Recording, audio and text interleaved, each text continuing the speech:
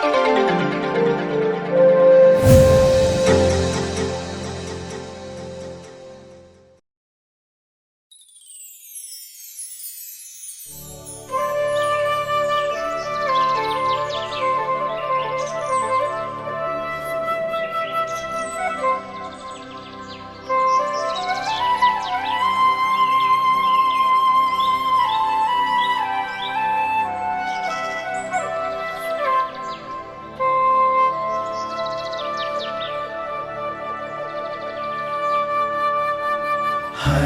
घर में ईश वचन, सत्य वचन, जीवन वचन। हर घर में ईश वचन, हर घर में ईश वचन। संत यूहन्ना के अनुसार पवित्र सुसमाचार अध्याय 3 पर संख्याएं 31 से लेकर 36 तक। ईसा ने निकोदेमुस से कहा, जो ऊपर से आता है वह सर्वोपरि है, जो पृथ्वी से आता है वह पृथ्वी का है और पृथ्वी की बातें बोलता है। जो स्वर्ग से आता है वह सर्वोपरि है। उसने जो कुछ देखा और सुना है वह उसी का साक्ष्य देता है, किंतु उसका साक्ष्य कोई स्वीकार नहीं करता।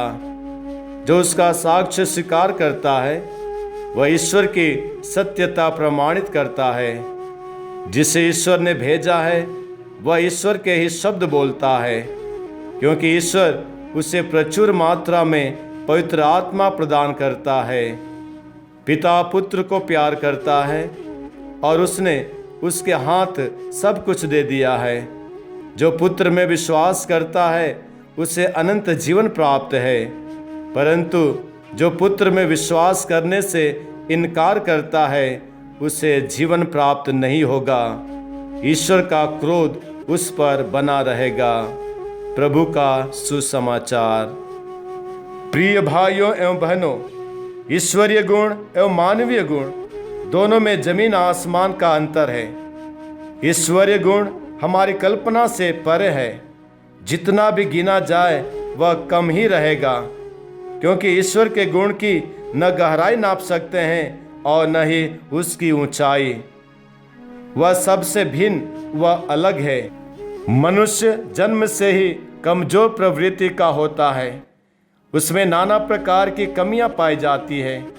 उसके कल्पना व विचार सीमित एवं संसारिकता से युक्त होते हैं। लेकिन वही व्यक्ति जब ईश्वर से आलोकित हो जाता है तो वह कमजोर लाचार व्यक्ति दुनियादारी से ऊपर उठकर आध्यात्मिकता युक्त सोचने लगता है।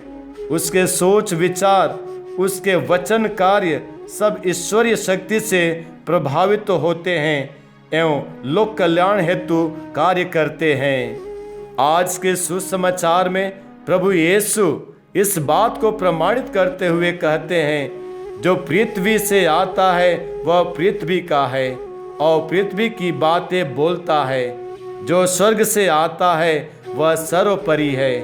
प्रभु यीशु स्वयं ईश्वर के पुत्र थे, जो इस धरा पर पिता का कार्य पूरा करने आए थे। वह पवित्र आत्मा से प्रेरित होकर ईश्वरीय बातों को लोगों के समक्ष रखते थे। भले ही लोग उनके बातों पर आश्चर्यचकित हो जाते थे, भले ही लोग उनके बातों एवं कार्यों पर विश्वास नहीं करते थे, भले ही उनका साक्ष्य लोगों के नज़र में मान्य नहीं था, लेकिन प्रभु यीशु सत्य के विषय में साक्ष्य देने से कभी पीछे नहीं हटे।